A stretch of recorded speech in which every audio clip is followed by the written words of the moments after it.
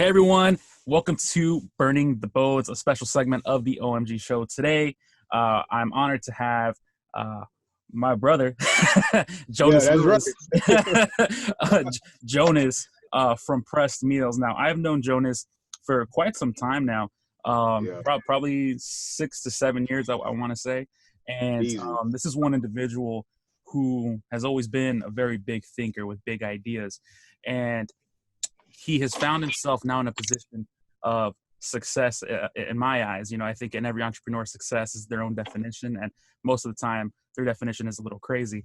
But outside looking in, you know, to me, this guy is successful, and I'm sure he has an interesting story that I want to bring to all of you. So, Jhonas, how you doing, man?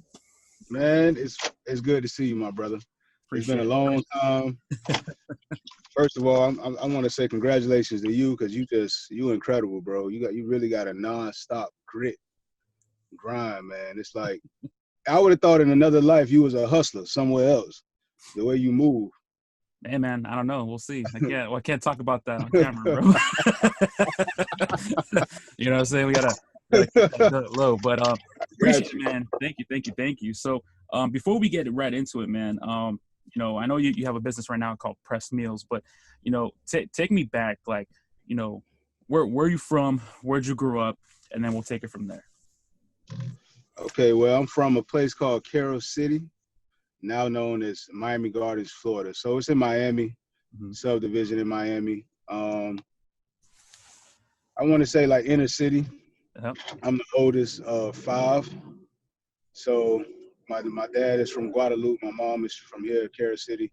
And I was raised by my grandfather, which we'll get into, which is why I'm doing Press Meals the way I'm doing it now. Okay. I don't know, man. I don't really know where to start. Like I told you earlier, this is my first time doing something like this. So, Yeah.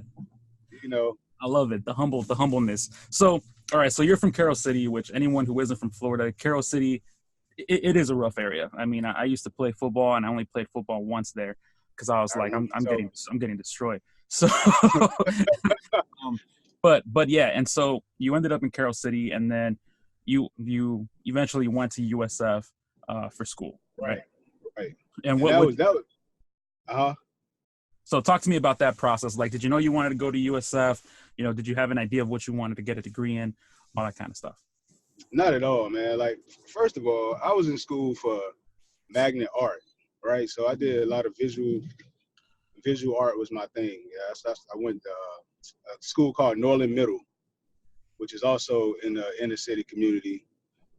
Crazy area, but one of the best art programs. And that introduced me to pretty much the world of art and things of that nature. I had no idea what I wanted to do after high school. Being the oldest of five, like I was the first one to, you know, graduate high school and try to figure out this college thing. Nobody really knew what it was. Yeah. I just knew I wanted to get the hell out of Cairo City. That's what I knew. That was literally my aim goal. I said, I gotta get out of here. So my now wife, she got into University of Florida and she got into USF. And I was like, damn, okay, so she's leaving. What I'm gonna do? I went and enrolled at Broward College and started doing, you know, your prerequisites and stuff like that. But I just wasn't motivated because it's still home. You know, when you're in that same environment, it's easy to get distracted and end up in, you know, the wrong circle. So once she decided to commit to USF, I was like, you know what, whatever, I'll try. So I actually enrolled at HCC first, Hillsborough Community College, you know. And man, that was the journey. That's why I started to get into USF. And I majored in architecture at first. Okay. Got into the architect program at USF. Then when I did an internship with the Marlins in their business and marketing department rather, and came back and changed my major to business and community. Okay. So one thing that popped out was that you wanted to get out of Cairo City, right? Yeah, I had to get out. You had to get out, right? So what was happening that put into your mentality that you had to get out? And then I'm assuming that you being the oldest of five, you were kind of the pathfinder for your family, right? You were like the first one in the jungle with a machete trying to carve a path. So, exactly. So talk to me about that mentality of I had to get out of Cairo City, but then you know, you didn't have any support system, I'm assuming, in place to show you, hey, this is how to do it, right? Right. So, I mean, you pretty much highlight exactly what it was. So my parents divorced when I was very young. Mm-hmm. So, you know, I was in between playing a father role and being, you know, big brother, and also trying to find out who I am as a person. You know, most kids after school, they go into extracurricular activities. Me, I was picking up 4 siblings from school, 4 different schools, taking them to after school programs, taking them home, coming home, setting up dinner and everything like that. So that was my life. A lot of people didn't know that's what I was doing when I left school. So it was very chaotic as far as like, I just felt like I was getting away from me. Like I had no idea who is Jhonas outside of his responsibilities for his family. You know, people used to always say, oh, you know, good big brother, you know, he always responsible. So it's, you know, I So want to explore. yeah. So did you have like a double-edged sword moment where, you know, you kind of had to grow up quickly because of the circumstances, but at the same time, you know, Right. you knew that by going away, by leaving, those responsibilities tend to fall on someone else. Did that cross your mind? Did that happen? You know, I didn't even think about it like that. Mm-hmm. I just knew I wanted to pretty much like, I needed a culture shock first and foremost. I needed to get away from the things that I knew. Mm-hmm. And also get away from certain circles. Because I know if I would have stayed in Cairo City, I Mm-hmm. probably would have ended up doing other stuff, you know? Yeah. Probably would end up, you know, having a few baby mamas and stuff like that I didn't need, and Mm-hmm. a whole other lifestyle, bro. Like, so, I mean, and I also noticed my little brothers was looking up to me. I didn't look at it like that at the time. I was just looking like, damn, I got to take you to do this. I got to take you to do that. Never really taking the time to be like, wow, my dad isn't here. Yeah. So I'm the guy they looking up to. Mm. And you fast forward, my sister graduated from UCF. My little brother graduated from FAU in December. My other brother graduated from FIU, and they all told me the only reason they went to college is because they saw Big Bro do it. Man, I gotta And take a moment and just give you a golf clap for that one, man. You know I appreciate because that is not something you hear about often, man, and it's something that needs to be celebrated a lot more often because, you know, you were in a what I would consider a very tough position. You know, I'm trying to put myself in your shoes and think like, you know, you became the man of the house in a sense, right? You had to, and Right. because of that, you know, your family, you like I said before, you went through the jungle first, and you carved a path for the rest of your family. You know, so that right there, you know, just take a moment, man. Yeah, that's amazing. You probably saved their lives. I'm not even Wow. seriously. Like if you think about what you just said, that if you would have stayed in Carroll City, what you would have ended up doing, right? Knowing what Carroll City is and what it's about, you know, you probably did save their lives. I'm not, you know, that's. I appreciate it. I really appreciate it. When you say it, I mean, you know, when you inside of everything, you don't see it as such, but outside looking in. But you absolutely right, bro. You absolutely right, because they all strive to do. Matter of fact, everybody strive to get out. Everybody left and went to school. Everybody left and went to school. They were like, I got to get out of here. So, that's what it's about. That's what it's about. Okay, so so you went to HCC first. You got into architecture. right. What I'm assuming is because of high school. You had that design background. You wanted to get into architecture. Was that the connection there? Okay. That's the connection. Okay. Absolutely. And then you got an internship with the Miami Marlins, doing sports and marketing. And then at that point, the mentality switched. Completely. Okay, so what happened there? Well, one, I love fresh air. So, bro, anybody know those being an architect major, engineer major, you are cooped up in a little cubby hole for days on end. Yeah. You know what I mean? Like you building. I mean, it's still beautiful. I have a love for it. Mm-hmm. But coming down here, coming back home, and it was also kind of nostalgic actually working for a baseball team that I used to go as a little kid to watch them play. So it was all those different emotions tied in. But what I liked most was the interaction with people, like the grassroots marketing. That's what they started me out with. Yeah. And I was like, grassroots, what is that? I was like, okay, you take this van, take these flyers, take this group, and you go out there and hit the streets. I was like, okay. I didn't know if I would like it or not, but it was always something different. Mm-hmm. Like the conversations, the relationships that you build, I mean, it's a guy who I met on South Beach. That was in 2009. He was just starting up an exotic car rental spot. And I remember taking some pictures of his cars, and he was trying to get, some business with the Marlins. Mm-hmm. And fast forward 7 years later, like, we really great friends. Now he has like 3 different spots. Wow. That he owned, and that was all from, relationship building. So that job showed me the importance of building relationships more than any other experience that I've had. I was like, okay, it's not so much just about, the technicalities of things, or come on, man. I'm sorry, I'm in Miami. People don't drive. But, it showed me I had a love for people. I really love connecting with others in whatever capacity that may be. Okay. So when I came back, and I also saw some 7-figure deals get closed over a few conversations. So let me be real, that also heightened the whole ground. I say, God dang. Yeah. You saw 7-figure deals go down. You saw the power of making connections and networking. And you were like, At that point, did you know what you wanted to do? Or you just like, this is a path I need to follow? No, I didn't. I just said that's a path I need to follow. I had no idea that it would be press mills, nothing like that. Okay.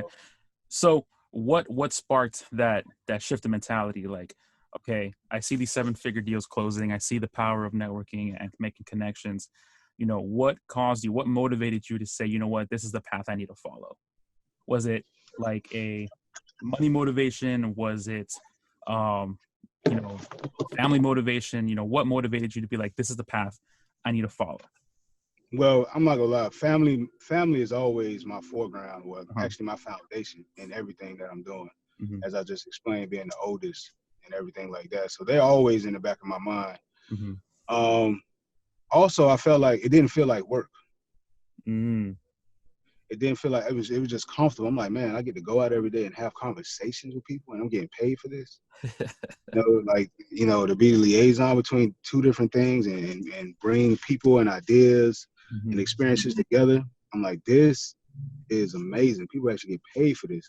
So it made me want to step out of that dark room with the pencils and, AutoCAD and everything like that, and actually want to interact, which also led me to pledging AK Psi. That's a whole nother story. But literally coming back from that, it made me shift and find you guys as well. Yeah. Because I said, okay, I need to polish up on some things. Got you. Which is why I pledged. But okay. That was the motivation right there. So pretty much, because something that you said earlier in the conversation was that you didn't have like a mentor or some kind of, coach when you were in Cairo City to kind of show you this is the path to success. But it sounds like when you were I did have a mentor. Okay. My grandfather. Your grandfather. Who was an educator. He was a principal. He taught 7 subject areas. And, the triple OG is what we call him. God bless his soul.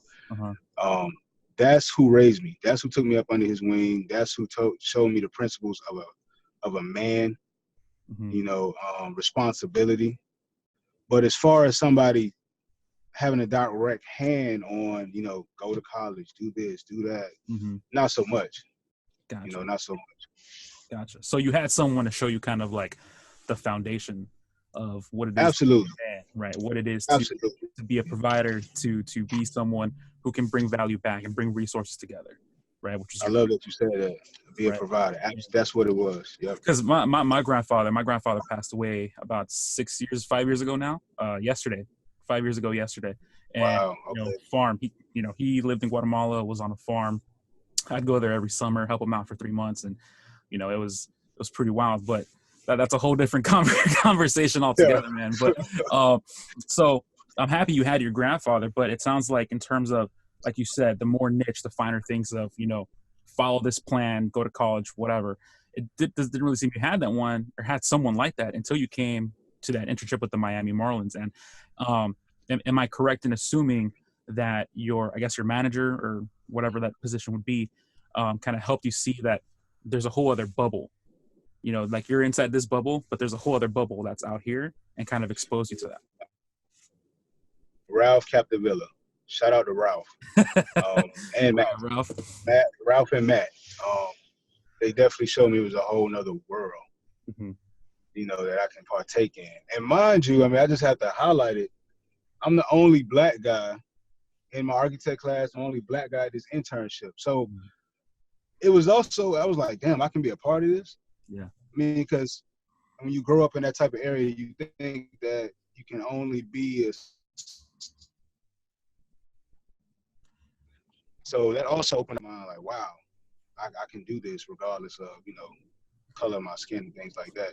Yeah. So let's talk about that a little bit more, because and I think it's something, outside of race, but I think everyone happens to everyone, because no matter where we come from, no matter what our experiences are, we always kind of seem to be in our own little bubbles, right? Like if you grew up in Cairo City and that's all you know, that's your bubble, right? Outside, Right. You have no idea what's with the outside world. If you grew up in middle of nowhere, Montana, and people behave a certain way, act a certain way, and there's only certain opportunities That's available, true. that's your little bubble, right? Right. So let's talk about that experience when you realized, oh, you know what? I can be a part of this too. Like how did that shift your outlook? How did that shift your mentality? And how did that shift, more importantly, your actions in terms of what you're going to be doing next? Well, it shifted my mentality in the sense that I can let go of fixed perceptions that I had growing up. It showed me that this perception that I have is literally on this block or this street or this area. This is not how the world looks. So I can't apply the mindset that I have for Cairo City to the world. And when I adopted that mindset, it pretty much broke down barriers, and I was more receptive and more open to new opportunities and doing new things. Because I would have never, ever done AK style or, internship or anything like that if I stay with that fixed mindset. Right. So once I let that go, opportunities start to, I can't even say present themselves. I feel like they was always there, but I was able to notice the opportunity. Notice them. You were picking them up. Right. Your mind was okay.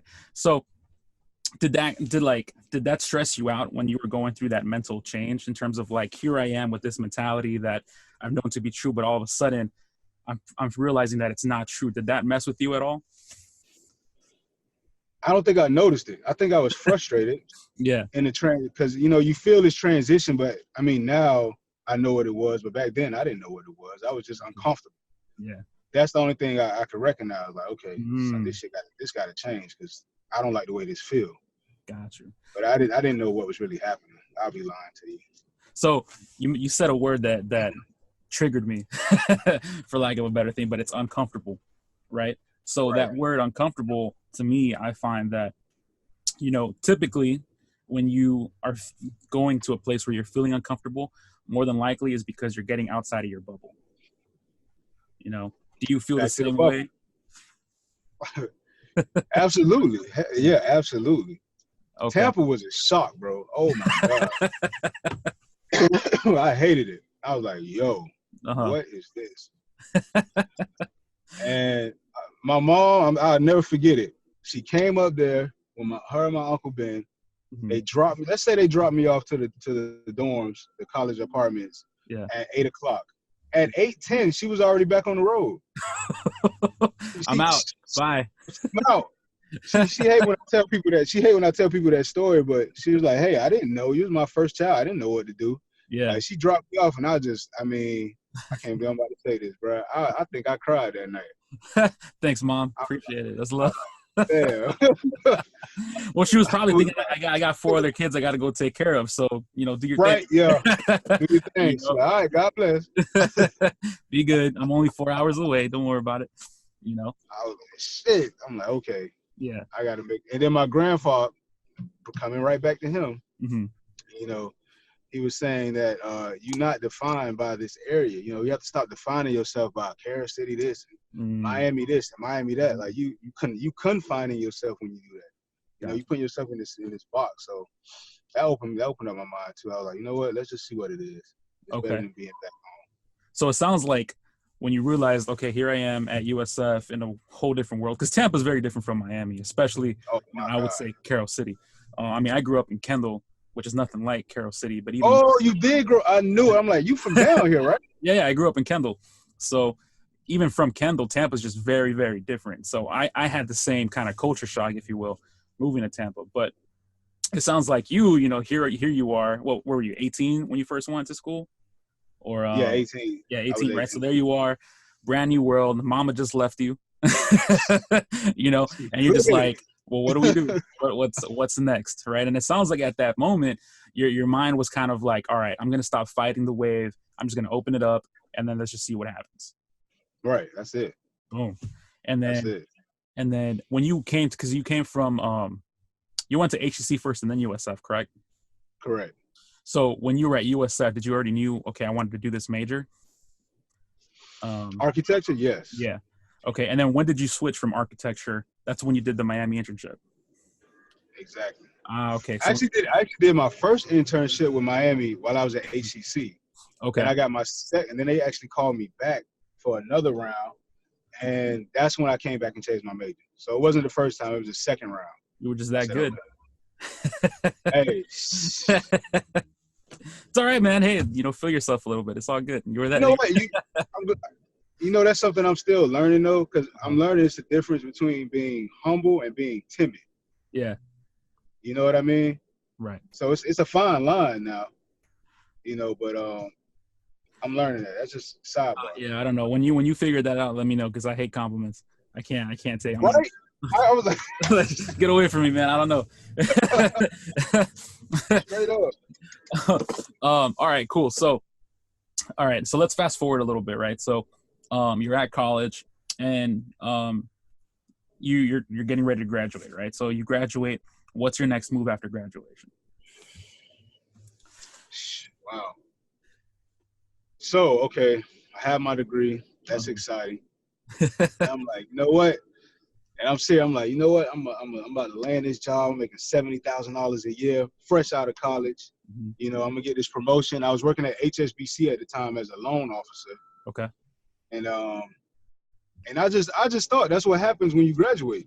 Yeah. Like you land a big top dollar job. Mm-hmm. None of that shit happened at all. None of it happened, bro. Yeah. And the job was like, okay, you have your degree now. Oh, that's awesome. Congratulations. And literally told me, you continue to work hard. Now that you have your degree, you can work your way up to the second floor of literally the second floor. Because how they had it set up. Yeah. You had the first floor, the second floor was like the managers, and the third floor was the directors, and they're like, you work really hard. And I'm looking at this like a Ponzi scheme. I'm like, this is some bullshit. After a while. And so wait, I remember. Go ahead. Let me ask a question real quick. Did you start off at 70,000? No, I never got 70,000. Oh, I never had. No, bro, I was making $16 an hour. Oh man, I thought you came off at 70 because I was about to say, I was like, hell no. Okay. That's what I'm saying. It never happened. All right. Okay, good. I just needed that clarification. Now that I understand what you're saying. So third, fourth is all the directors and whatever. All right, keep it going. Yeah, all the directors, everything like that. And then, they have this false sense of identity, like, they ascribe their job to who they are, and, this false importance and things like that. And I just started seeing just the way things were set up. It's like, yeah, you're a regional director, but you're still part of this system. Now, I don't knock anybody from being part of corporate. Like, I hate when I hear entrepreneurs say, you want to slave for the man and you want to go to work. Like, you should never knock anybody for working, no matter what you do. But if you do recognize the way certain structures are set up, I just knew that wasn't for me. Maybe it's for somebody else. Mm-hmm. Hey, if that's your thing, that's awesome. But I saw that, okay, I might have to create my own lane. So let's talk about that. Let's go into that. Let's creating your own lane. What do you feel triggered that in your head when you realized, okay, you know what, this is not what I thought it was going to be. I need to make my own moves. What happened? So to create my own lane, because we have to go back a little bit. Let's do it. Take me on that journey, because that's where I want to understand. Like, I want to understand your mentality as far as, like, you know what, I got a degree, I got a job, right? Most people would be happy there. I got a degree. They wouldn't necessarily be happy, but they'd be content. Right. Okay, I'm doing my thing. I'm gonna work hard. I'll get to floor 2. after 5 years, I'll make it to floor 3. And then who knows, after 10, I'll make it to the roof. Who knows? Right. Right. But something in your head was like, this is not for me. Nah. So what caused that mentality?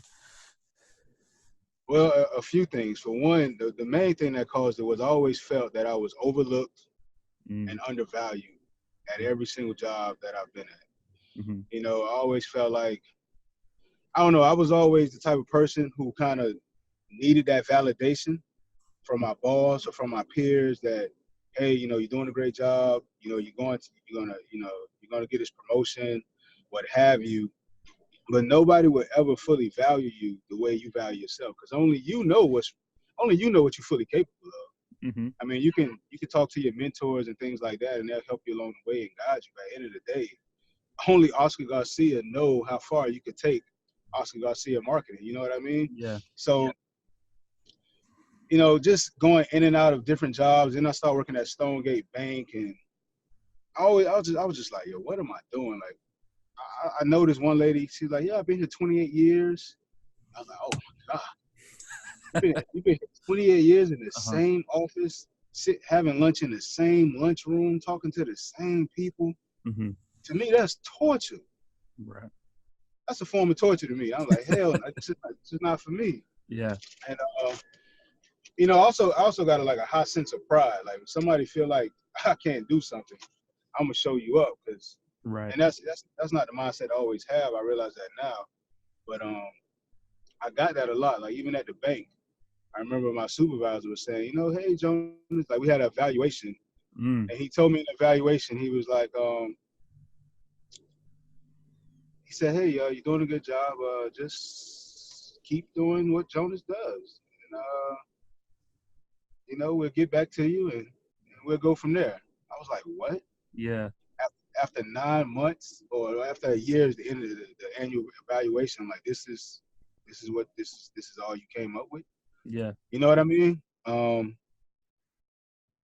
it was very underwhelming. Like, you wanted very. to, yeah, you didn't find any fulfillment. So let me ask you this, because I find like this might be, I mean, I haven't done any extensive research, but I feel like this is what happens when people that have pretty awesome internships.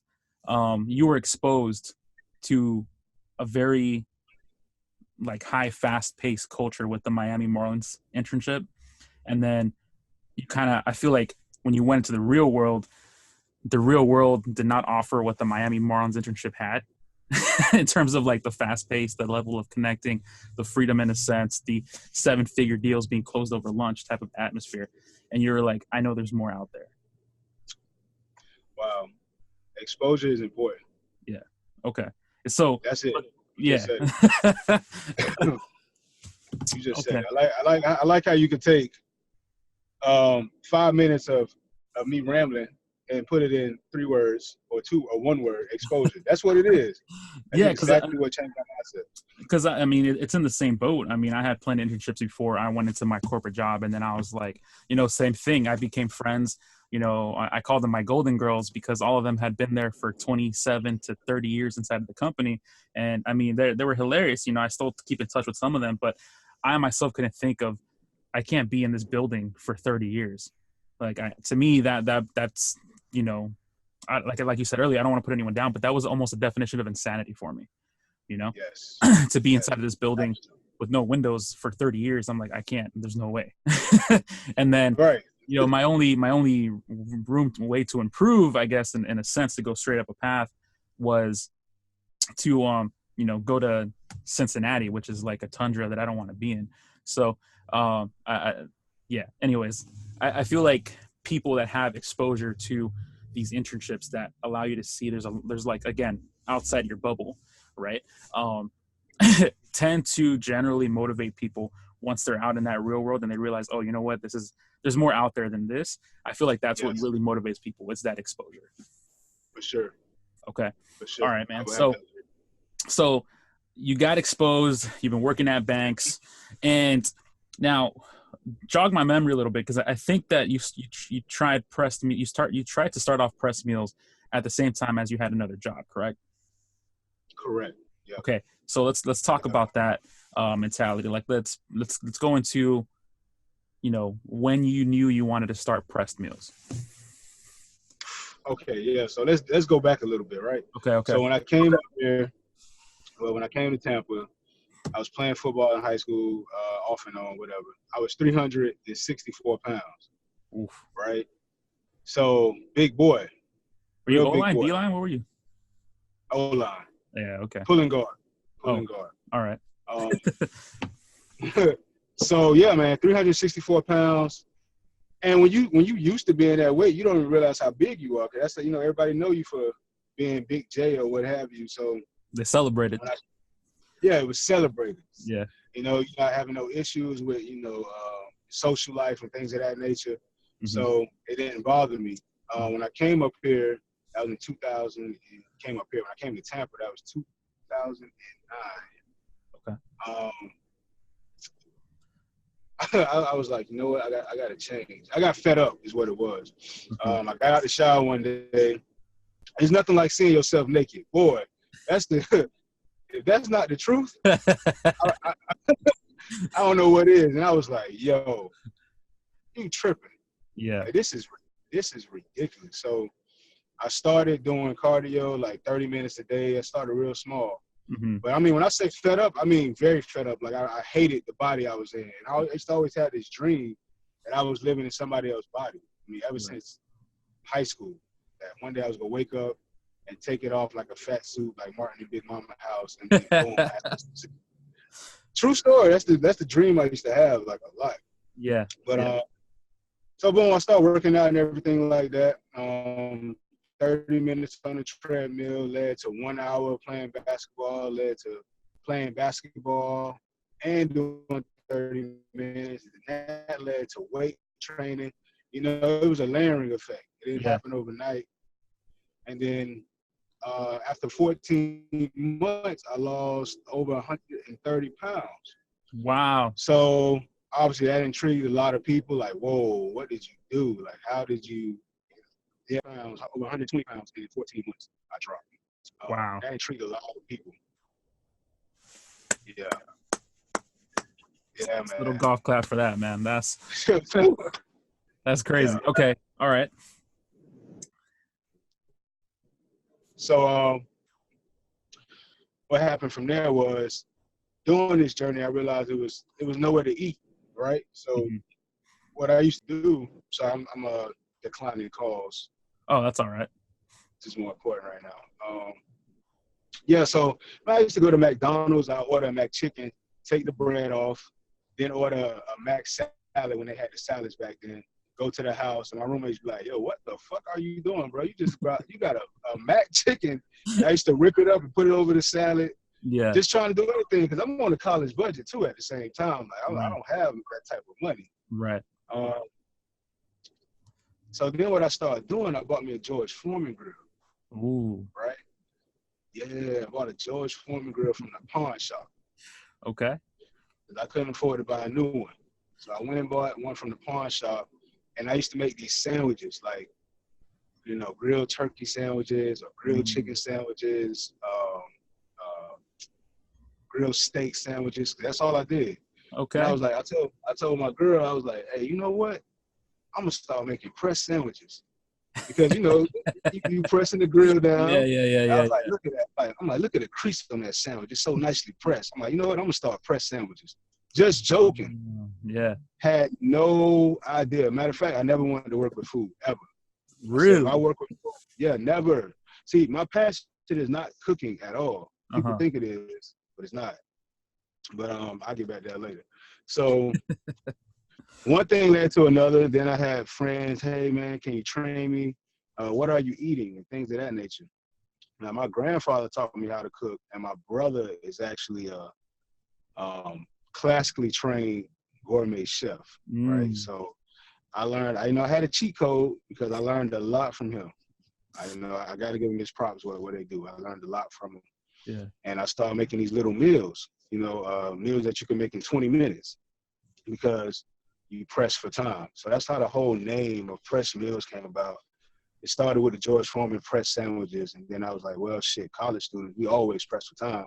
Yeah. Because I remember pledging And you never had time for nothing, clearly. So I used to make nothing. You don't have time to stop to even, get a bite. So I used to just make these little meals and start prepping my meals. Mm-hmm. And my roommates started picking up on it. They're like, man, you always coming home. And you always, I used to stay up till 2, 3 in the morning prepping all my food. Yeah. You also save money that way. So one thing led to another. We started from pressed sandwiches to now stuffed salmons and, chimichurri steaks. And it pretty much developed from that moment. And that was in 2013. And I was like, okay, I'm going to start doing these press meals while I was at the bank. That's while I was working at the bank. Mm-hmm. And it just didn't work out at all. Yeah. It didn't work out at all. And I tell you what, I used to post. I never told anybody this before. Uh-huh. So it's exclusive. Exclusive. I love it. So what happened? I used to post press meals as if I used to post my meals, and they were always for me and my wife. So people thought that I was selling meals, and it was looking good, and like, damn, man, it's picking up. Man, he's doing all these orders. Yeah, that was for me. That's what I love it. I love it. Yeah, man. What they say, fake it till you make it. Fake it till you make it, man. I mean, it's that's like a very Dolomite moment. Oh, that was perfect. Damn, what a reference. Shout out to Dolomite. Yeah, I mean, to me, that for 2019, that's like my entrepreneurial movie of the year. Hell yeah. Because I saw that movie and I was just like, I'm so hyped. I want to do it. I'm so motivated right now to do whatever. And it's like, and like you posting pictures of your meals of you and your wife, and then like passing it off as pressed meals. Sure, we can talk into the morality of it, but I mean, I think that's a very Dolomite moment. That's awesome. I see Fortune 500 companies. I work for them, and everybody got the little. They're all doing something, man. Sleight of hand, yeah, if you will. Because the thing was, I wasn't making any sales, but I was still living this fit journey. So I said, I'm gonna post my meals, and I'm gonna post recipes, and I'm gonna just keep it in front of the people. There you go, so they can see it.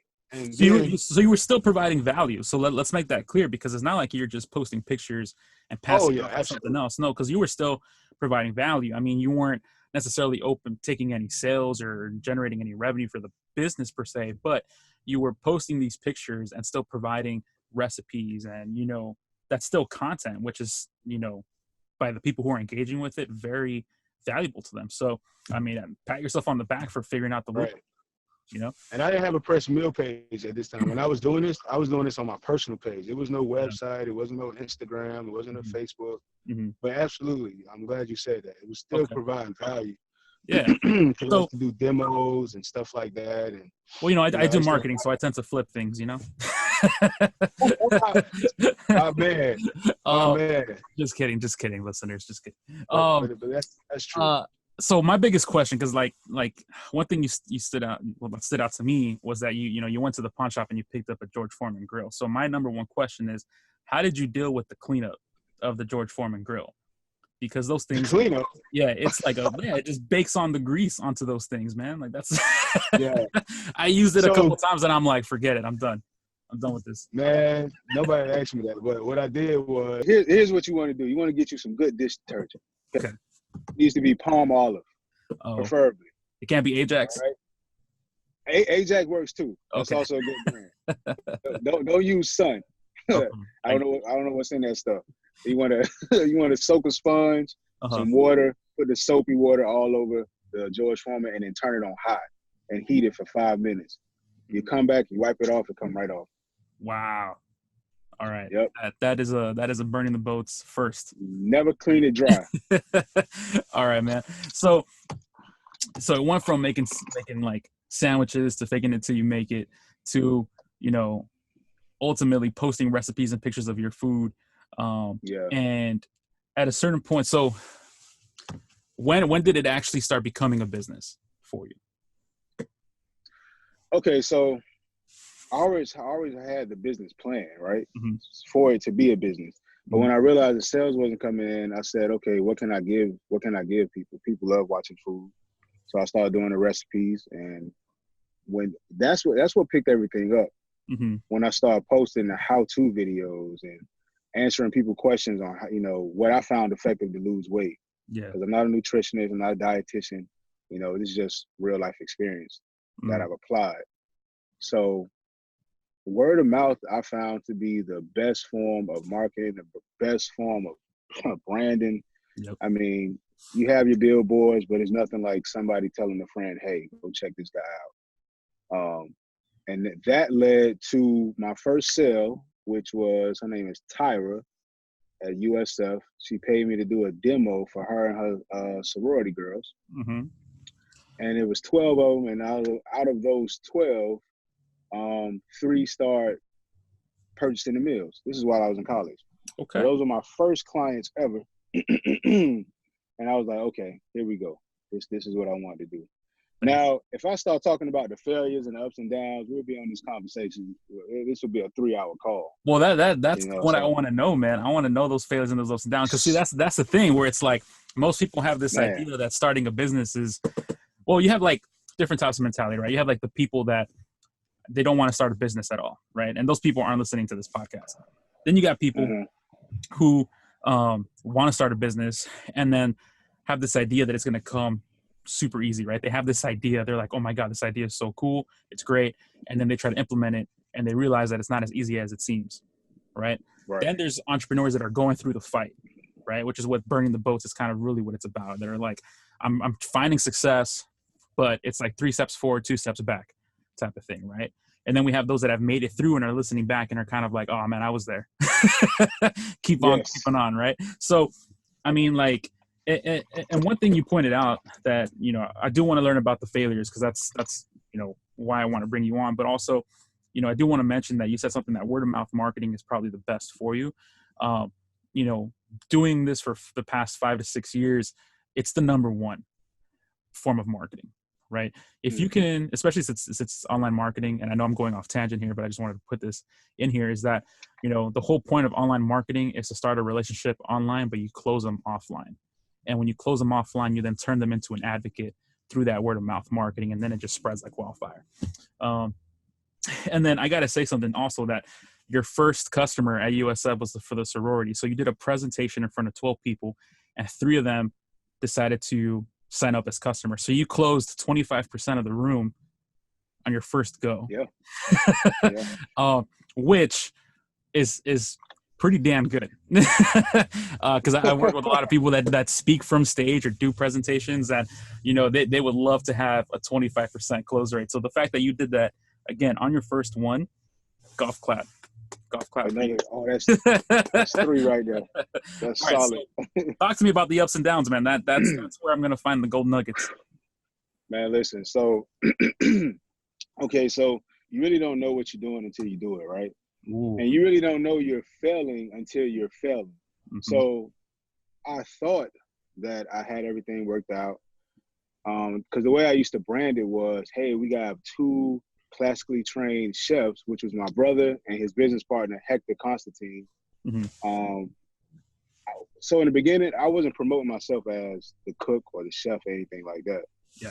I was trying to make it bigger than what it was, right? I was trying to immediately jump off the boat as if I'm this Fortune 500 company. And that's the biggest mistake I've made in this process, because I tried to turn away from coming off as a novice or being an amateur, but it's a blessing in being an amateur. And I see that now. You're actually shooting yourself in the foot trying to come off as an expert if you're just starting off. Mm-hmm. And you waste a lot of resources, you waste a lot of money. And when I started being more transparent with the business and showing the behind the scenes and, just being open, that's when the customers start rolling in. Mm-hmm. When I dropped the whole facade of, trying to look like I was at another spot that I wasn't there yet, So I would have to say that's one of the biggest lessons I learned, as far as starting off. As far as failures, good God, where do I start? First and foremost, like it's been so okay. I'll tell you a prime example. If we fast forward a little bit, I moved back to Miami. I started working at Florida Memorial College as a residential coordinator, which is pretty much assistant manager for student living, right? So I had I want to say 40 orders. All right, and now we're marketing, now we branding and everything like that. This is still a side hustle, right? This is not your primary source of income yet. No, this still a side hustle. Okay. It's still a side hustle. And I'm like, sure, I can cook this. Now, cooking in bulk is completely different from cooking a dinner for you and your friends, right? The technique is different. The timing is different. The cooling, you got cooling and plating. All the rules change a little bit. Yeah. So this meal that you cook for you, it might be really great right then and there, but you have to figure out a way to preserve it, quality, taste, moisture, things like that, for the traveling time and for the reheating time. I didn't know any of this stuff at first. I just figured, hey, I can just cook this food, it'll be fine. We had 40 orders? One person came back. Wow. One person, Oscar. One person came back, bro. It was that shit almost had me depressed because I cooked for 17 hours. My wife, she helped me out. And then you realize there's so many different steps. So, all right, it's meal prep. How does the prep get to you? Well, first you have to itemize your shopping list, all right? You have to do your inventory. Now, you may go to a store and they don't have a certain ingredient. So you're out 4 or 5 hours just shopping. Yeah. Unloading is also a part of that process. You just kind of think, all right, I gotta take the groceries out. No, because that's a whole nother process. You're unloading all of this stuff. Now you have to prep. So, for example, prepping will include, cleaning your proteins and, dicing up your veggies and julienne your peppers and what have you and things like that. Yeah. That's another process. So now we already at 3 steps, right? We are at 3 steps before we even turn on the oven. We already at 3 steps. That's at 11 hours by itself. Not to mention thinking about what you're gonna cook, right? That's a whole other step right there too. So whole another step, creating the menu. Yeah. Correct. So now you're cooking, and you have to switch out. You have to switch out everything. And I started at my mom's house. That's where I started doing it at. So that's 1 oven. That's 4 burners. You can only do so much. Yeah. With that. So if you have 4 proteins, you have 4 complex carbs, you have 4 vegetables, you switching out all day. Yeah. Which extend the time to 17 hours in the kitchen. Oof. That's something I didn't consider, didn't understand how that worked. So once you get done cooking, well, who's gonna wash the dishes? Now you have to clean up to prep. Yeah. That sucks. So after you get done cleaning up, now you're prepping. But you just don't go and prep 20 salmons because this guy is allergic to this. This lady here is pescatarian. This lady here is, she's doing a keto diet. Yep. This person here is doing low carb. So now you have to go and make sure that everything is correct. Boom. Boom. Okay, so now 40 people can easily be 500 meals, right? Because, one person can order upwards of 10 meals. Okay. So now you have that whole plating process. That's 400 tops. Okay, so now you have 400 meals set. You have your 400 meals on the rack. Well, how do I give them to Oscar? I have his list here. Now I have to go in, find all of his meals, bag them, set up. Now you're loading up the vehicle. Now you have to create and optimize a delivery route. Yeah. You have to optimize the delivery route. Now you're out here driving. You're going to this place. This person here lives in a condominium. You can't park here. You have to park across the street. This person here works at a school. It's so many different things that you can't possibly know unless you do it. I love it, man. I love it. That's because this is truth, man. It's like like people spend so much time thinking about just starting, right? They spend so much time like planning for this, what happens if this, what happens if that. And don't get me wrong, like I think planning is great, but there's a certain point where, like, Mike Tyson said it best, like everyone has a plan until you get punched in the face, Mm, like that's a great quote. That's it's, a great quote. it's just one of those things where, you don't really know what you're going to be getting yourself into until you go through it. So I like what you said earlier, where you were talking about, like, you have to go through it in order to figure out what you're going to fail at. Right. And it sounds like those 40 orders and only one person came back, in your mind said, you could have taken that like one of two ways. Either, okay, I'm done with this idea, or how do we actually make this work? Right. And that's so, what we did. So how'd you make it work? What happened there? Well, the first thing I did was I said, okay, let's start at the top. The top is I can't offer you 12 different proteins. That's too much work on me, right? And also, most people don't want that many, they really don't want that many choices. They can't process that, If you have a guy with 12 watches and another guy with 5 Premier watches, the guy with the 5 watches is going to sell a lot more than the guy who's giving you 12. That's also something I didn't know until I started doing it. So I changed the menu, and I changed the ordering process. The ordering process, when something like, you see it on Instagram, you double tap, you like, hey, what is this?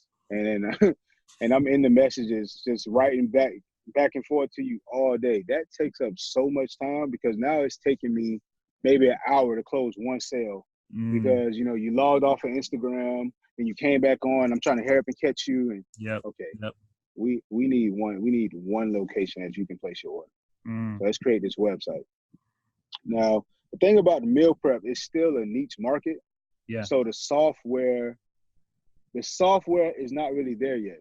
There is this one great company working with now called Meal Prep Tech out of Las Vegas.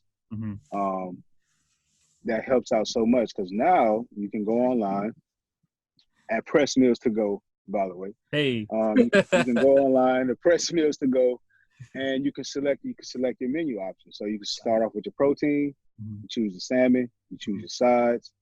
And the back end, what's so great about it is now I don't have to go in and manually count how many proteins, how many sides that I have, because that takes so much time. The software does it for me. So, quick question about that. So, in your mind, did you think of the strategy first and then look for the tech that could possibly help you implement that? Or did you try to find the tech first and then think, how can I make this tech work for me? No, it was the first part. Okay, so you laid it out before you thought about, okay, let's go find this tech. Okay. Right, because I didn't know if it was even offered. I'm like, yo, we can't keep doing it like this. Because even when we finally got a website, it was just a website. You order, and then on the back end, we still have to go in and manually count everything and count the different diet preferences and things like that. Right. So we had to go. My wife, she actually found this company who we use now, and it also optimized the delivery routes. So now everything's in order. I don't have to think to myself like, okay, I'm from Miami. Okay, I know if I take 95, I'll get there a little quicker. No. Like, if you can, the goal is to honestly think less, because you already got so much going on. You need a little space to be able to operate. And I'm still struggling with that now. So it sounds like you went from working in your business to working on your business, right? And I think that wait a minute. No. Golf clap for you. That's exactly what it is. So, because you could get lost. You can get lost in it. Yeah. That's what happened to me. Yeah. And so like that, you become a slave to it. Yeah. So there's so many important lessons that I want people to walk away with, right? Like the first one being that, you can only learn through failure if you're willing to take action to fail. Right. And so that's what happened with the 40 meals. And then, you only had one person come back and say, like, I want to reorder. Right. And at that point, you looked at your systems, you looked at your processes, and you were like, okay, this is too crazy for me. I can't be spending hours on Instagram and then like putting all the addresses in Google Maps and trying to figure out the best method of getting to them. and the parking situation, and then the ordering, and then it's just a mess. So you were like, okay, what are all the problems in my business?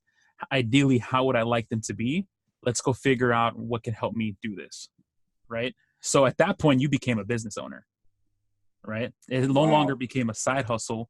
It now became a business. Wow. Now you're looking at, okay, how can I, as a business owner, see, you don't provide value making the meals. Like, that's not where you provide value. You provide value in making sure other people have the ability to get meals that are pressed for time, right? And the business works to facilitate that. Yes. And so to me, outside looking in, it's like you had Well said.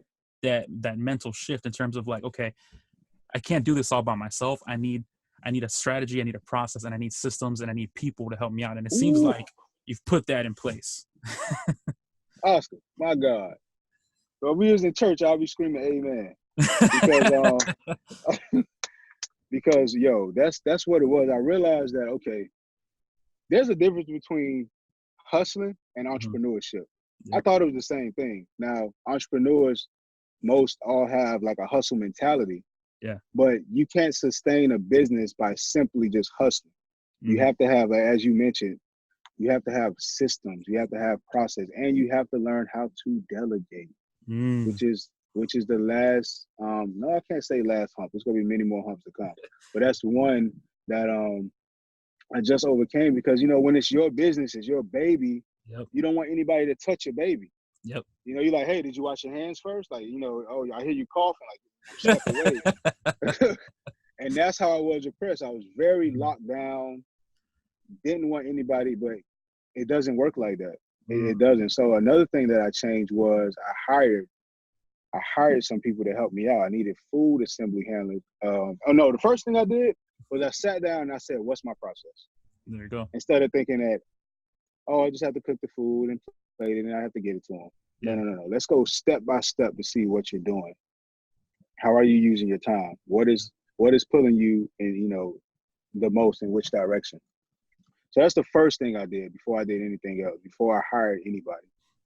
And I'm like, and where can I use somebody that I trust? I don't have to be over their, the shoulder the whole time, and Hmm. they can't fuck up too bad. So where can I place them? And that started to change things. It actually increased our volume when we Mm. did that. So Um, I wanna point that out because one of the things that I forgot to mention earlier is that you simplify it, right? And it's kind of like what ends up happening with Netflix, where you have too many options and you end up spending about an hour trying to pick what you actually want to watch if you end up watching yes, anything. And so it sounds like prior to this like epiphany that you had, you were providing too many options and you're like, forget it, you're only getting this.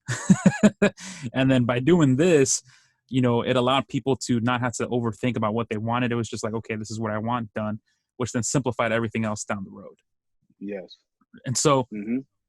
for those that are listening, just point out that like, you know, in order to really grow your business or get to your business to a point where it's stable, you have to look at how can you simplify your business, not only for your customer, but also for yourself. For yourself, yes, for yourself. And one thing, man, you really hit the nail on the head because I was always thinking about how can I, make the customer happy.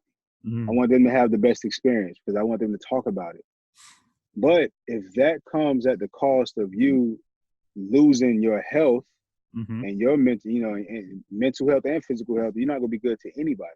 Right. So I had to really find that balance. And there's a way we do it now where the customers still have that power to choose what they want to choose, create their Mm. meals, but you can only choose the options that we provide. Mm. So everybody wins. Hey, I'm not telling you have to get the asparagus. You can also get the broccoli, Gotcha. but there's not a 9-item list that you're going to have. And what I do is I created a matrix. Okay. Um, Oh man, we're getting fancy now. We created a matrix. Oof. yeah, All I right. created I created a matrix. I created a meal matrix. Uh-huh. And I actually got that from my grandfather. He didn't call it that. My grandfather was second colonel, first. No, no, no, no. Good God, I should know this. But he was in the army. Okay. Forgot his position. God, I hate that. But he was a cook, and Mm. he's cooking for thousands of soldiers. And he said, Jonas, one thing you don't have to do is provide all of your options that you have for the first week. He said, create a rotate. He said, what he used to do was you have a fish, you have your beef, you have your turkey.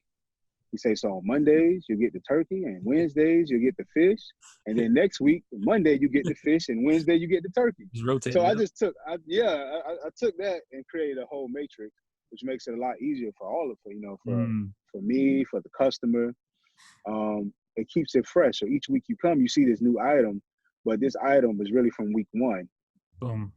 And I put it to week 4, and we just continue to do that. And, we throw in new stuff here and there where we see fit. I love it. I love it. Yeah.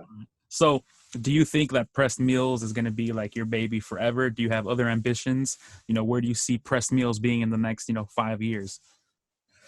Well, first of all, I see pressed meals being international. Ooh. Now, I never thought that. Uh-huh. I never thought that, but I actually listened to our clients. Mm-hmm. So pressed meals for me was always going to be just like in Miami or wherever I am. Mm-hmm. And now we was looking at our insights the other day, and we had 47 people from California. Mm. We had 23 from New Jersey, 17 in Colorado, 12 in Texas, 130 in Orlando. Okay. 97 in Tampa. These people want this type of food. Because the thing that makes us different, that's why I always say gourmet meal prep. It's not your typical chicken breast and soggy broccoli, right? And it's really just, the good thing about entrepreneurship that I love, you can have this plan and then it just evolve into something completely just different, just so much bigger than what you thought it could be. Yeah. All right, cool. So in 5 years, you definitely see like pressed meals Orlando, pressed meals Tampa, possibly even internationally. And right. One thing that you said though is that you looked at the insights, right? So that's another call out, is that like, are you actively looking at data in your business to make decisions? Yes, probably too much. All right, well that's good, man. So if you don't mind me asking, what are the margins like in terms of like how much are your cost of goods for the meals, and then what are you selling them for, and then what's your margin? Well, I will say that's the one thing we're still working on, because the margins, they fluctuate because the market always changes. Gotcha. So salmon can cost, let's say, it can cost me at one point $6.99 a pound in August, and literally it just happened. Now it was upwards of $8.99 a pound, which that's the only thing. So we actually trying to source food purveyors to get some type of constant, or at least get close to it, because $6.99, $8.99, that's a big jump, So are your meals, is it one fee that the customer pays, or is it each week different? Each week is different. Okay. Each week is different, and the prices are based on the meal that you choose. Gotcha. Right. So the price range from $10 to $15 a meal. Now, it's a little bit. I think it's 11% higher. I forget the percentage. Okay. But it's a little bit higher than your norm. The reason for that is most meal prep companies. I know this because sometimes you have to go undercover and do things, right? So I've personally ordered from, I want to say 11 different meal prep companies. Okay. So I got a consensus of what they're actually doing. Now, a lot of these companies are ordering pre-cooked, pre-boiled, pre-grill marked food, and it's just like a conveyor belt, like Ford. Gotcha. They take the chicken, they put it here, they take the green beans. It's an assembly line, it's an assembly line. That's what it is. I'm still sitting here looking at your picture on my screen. That's fine. That's fine. So it's an assembly line essentially, and what we do is completely different because we've taken the gourmet techniques out of the kitchen and applied it to meal prep. So when you have a shrimp fajita, we are in the kitchen julienne your peppers, everything, your shrimp is being marinated, it's being sauteed. I don't know if you was able to see the video the other day, like most meal prep stuff. Listen, I saw your whole Christmas special. I was about to ask you if you have a cousin who's available so I can be a part of the family. just so I Hey, can you get an family, invite. man. You Just so good. I can get an invite. Oh man. No, Jeez, it's yo. honestly, if anyone goes to his Instagram account, the food, it just looks delicious. And I think, you know, I think that's something to said about quality, right? Like, you know, the fact that you did your market research, you bought your competitors' foods, you realized what they were doing, you're putting out there a better product, and you're serving the needs. And it seems like, you know, there's demand for what you're providing, man. So, you know, and I think what is most interesting is earlier in the conversation, you said like you're not even passionate about food, like, you know, like cooking. You're not passionate about cooking or anything like that, but you found a need and you're now facilitating that need. That's what we're doing. Because Oh, I know how hard it is trying to live this healthy lifestyle, and then you have to eat these very boring, lifeless meals. And and they say, hey, be a lion about it. Don't complain that it's boring. yeah. Don't complain that the food sucks. Well, it doesn't have to be like that. And that's been the culture for a very long time. So what I'm trying to do is disrupt it a little bit Mm-hmm. and show people you can enjoy it. And I don't mean enjoy it by just adding a sauce. That's not gourmet. That's just adding sauce. It's like dipping fried ketchup. Yeah. Um, Gourmet would be taking a russet potato, dicing it up yourself, and cooking it in avocado oil Mm. and sprinkle it with sea salt. You see the difference? Like it's a big difference between the two, and that's what we're trying to do. Yeah. My mouth just watered too, just thinking about it, like, ooh, sounds good. And you know what? And also, it's not just like, okay, healthy food. I mean, because they're like, oh, what is healthy living? The yeah. healthy living, like for us, what we consider healthy living is something that's not processed, no preservatives. Mm. Um, just clean home cooked food is what I consider healthy living because, as you know, I mean, I know your family can cook just because of your background. Like, it's I don't know what's the favorite dish of yours, My favorite dish. like Oh from your man. family? Yeah.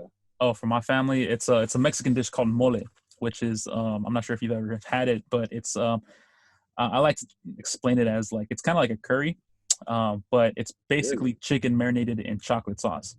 Um, the chocolate sauce is made depends on where you get it because you know everyone has their own secret recipe, but it's made with a bunch of different herbs and nuts and uses the cacao beans. And most people use some kind of it's called chocolate de la abuelita, so it translates to grandmother's chocolate, which is like this big chocolate tablet. It's awesome for making Mexican hot chocolate, and you put that in the stew, and it flavors the stew with this like chocolate, cinnamon, nutmeg flavor to Wow. it, and you cook the chicken in that. And it's my favorite dish. Every time I see my mom, she makes it, and we're eating mole for like 6 days straight.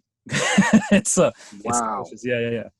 Yeah. That's a Jesus. You got to put me on that real quick. Yeah. Um, It's something. It's one thing that I haven't learned how to make it. I've never made it. But it's one of those things that's very intimidating because it's like an 8 hour process to make that. okay, so But it's I'm glad you guys heard that, right? That's an 8-hour process for that. So what would a company do, like a meal prep company? Now, they're going to take that 8-hour process and try to turn it into a 2-hour process. yeah. The only way to do that is you have to cut some corners. So the way we're trying to disrupt is by not cutting any corners, right? By Mhm. still giving you that same quality Yeah. of food without eliminating, what makes it good food, right? Gotcha. So and that's what takes us so long. I will say we still working on getting our delivery times down and things like that. That's why I was transparent the other day on Instagram Live showing the process Mhm. because some steps that you just can't skip, but it's worth it Yeah. I mean, because it's something where I it's would prefer that 8-hour dish that your grandmother or your mom made. I would prefer that over somebody trying to cut corners and make it in 2 hours. It's not going to be the same. oh yeah, absolutely. And I think people get it. You know, especially and this comes down to like the quality of the customer that you want. You know, because this is a conversation that many entrepreneurs need to have with themselves. But it's like you think you can help everyone, but then the question is, do you want to help everyone, right? And many people want to say yes, but once you actually get into the business side of it, like there's a portion where there's going to be a time and a place where you don't want to compromise quality, And in order to do that, you're going to have to demand, a higher price point for your product. But by doing so, you're not going to be available to all these other people, right? So it's kind of like that balancing act in terms of, okay, well, do I want to help out as many people as, I essentially want to, or can I help the people where I don't have to sacrifice the quality of the product? And it's kind of like in between those 2 points, you have to figure out where your business is going to lie, Wow. Yeah, that's exactly what it is. Exactly what it is. And that's where we are with it now. That's what I we love are, it, dude. man. So just to recap everything, right? Like, thank you for sharing the story from your grandfather. It sounds like he was such a big influence and also gave you, some insider secrets in terms of how you can make your business more efficient. Yeah.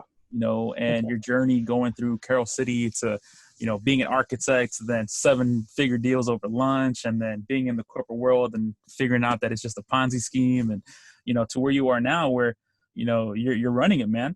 You're running it. Hey, that means a lot. Listen, you guys probably don't know Oscar personally, but he don't just say shit just to say it. That's one thing about him. That's one thing I know about you. So when you tell me stuff like that, bro, I really appreciate it, and I truly take heed to what you say, to any advice that you give me. So I just wanted that to be on record. I appreciate that, man. Thank you. And, I think the listeners will take away a lot from your story, especially like, don't go into a business thinking you got to be like these Fortune 500 companies. Like, start slow, stay humble as you grow, focus on the strategy first, then figure out the tech. Don't compromise on your quality, be transparent. You're going to go through failure. And if you're going to go through failure, go through it fast, learn as you go. And I mean, that's why I wanted to bring you on, man, because you're someone who not only has talked about starting and wanting to grow their business, but you're actually someone that's doing it now, right? So there is no BS. There is no, facade. You're actually doing it. You're going through the struggle right now. You're finding your own version of success. And I just wanted to make sure the listeners understand that this is someone who's real. And I think you've given them more than enough, man. So honestly, thank you. Thank you for being on here. Thank you for giving me an hour and a half of your time. I know we went over, but yeah, I really do appreciate it, man. Absolutely, man. It was a pleasure and an honor to speak with my brother in many different ways. Absolutely. Tell the people where they can find you. Tell them your website, your Instagram, all that good stuff. Yes, sir. You guys can find us at pressmillstogo.com. Instagram is press_mills. Facebook is also the same, Press Mills. We just got our commercial kitchen. It's awesome. We're located in Miramar, but we're delivery only. You said, oh? I said, oh yeah, Miramar outlets. Oh yeah, yeah. We're in Miramar, so we would love to have you guys. Come and try this gourmet meal prep. I promise you'll taste the difference. I love it. And if anyone goes to Pressed Meals and y'all place an order and you send me the receipt, I'll give you a free 30-minute coaching call because I need you to try this food. All right, I need you to try this food. Help them out. Let's get this going. All right, order everyone. right now. Order right now. And if it comes a little late, we'll blame on Jhonas. All right, it's all good. All right, Jhonas. Man, thanks a lot, this is awesome, man. Thank you so much, bro.